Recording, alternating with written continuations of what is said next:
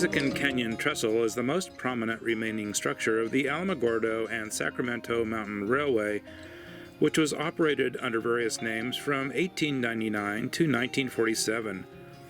Built in 1899, the curved trestle has an overall length of 323 feet and rises 52 feet above the canyon floor. Vertical supports spaced 15 feet apart consist of 12 by 12 timbers. The rails, which were removed in 1948, and crossties were placed on 8-inch by 16-inch stringers held together with 3/4-inch bolts and cast iron spacers.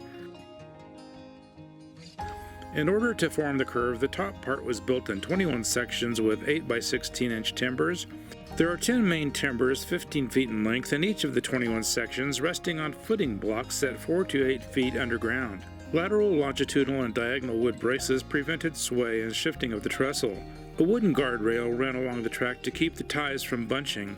Metal guardrails running outside the standard gauge rails prevented derailed trains from falling off the trestle. The structure was one of 58 trestles built on the mountainous 32-mile route, which also required a switchback and numerous sharp curves. After the route was abandoned in 1947, the rails were taken up and scavengers removed a few of the timbers. The trestle is still essentially intact, however, and is a striking feature in the landscape near Cloudcroft, New Mexico.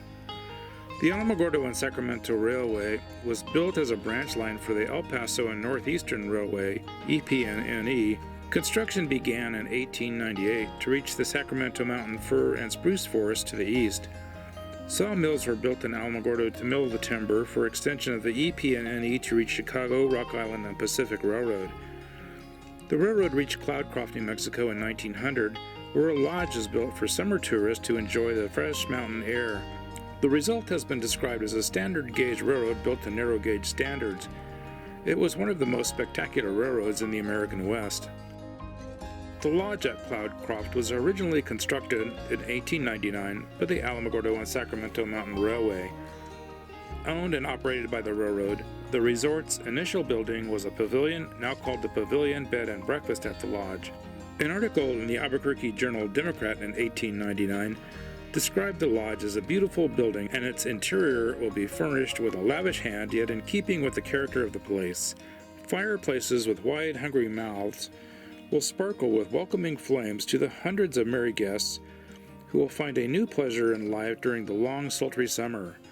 In 1908, the El Paso and Southwestern Railroad System, the resort's new owner, advertised that the hotel, restaurant, dancing pavilion, tennis court, golf links, bowling alley, billiard parlor, burro trips, and children's playground were accessible for weekend rates of $3 round trip. Lodge rates were $12.50 and up per week. On June 13, 1909, a fire destroyed the lodge, but it was rebuilt by 1911. The lodge had been rebuilt and reopened on its current, more scenic site. Since then, it has undergone numerous renovations, but the initial appearance remains almost unchanged.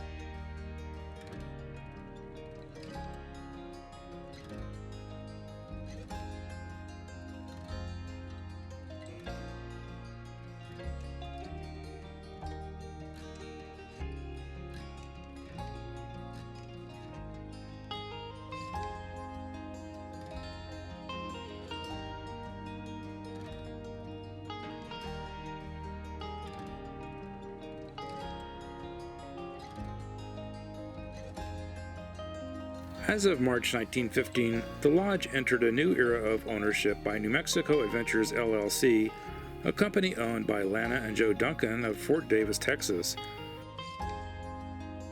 COVID gave them the opportunity to renovate the property, and it reopened in July of 2021. Our visit was during November of that year, and some work was still going on, but the hotel is nothing less than magnificent. The rooms are modern while retaining the charm of the early 20th century. Unfortunately, Rebecca's restaurant was closed on the day of our visit, but is open during certain days of the week.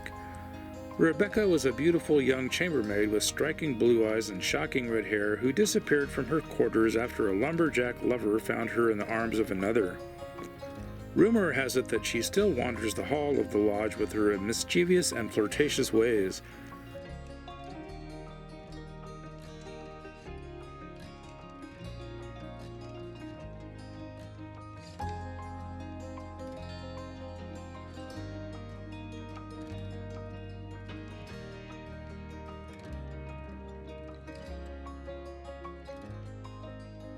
The staff is very friendly and the facility is also welcoming to pets. There is a golf course that looks challenging and a spa that is currently closed. Check out their website for reservations and more information.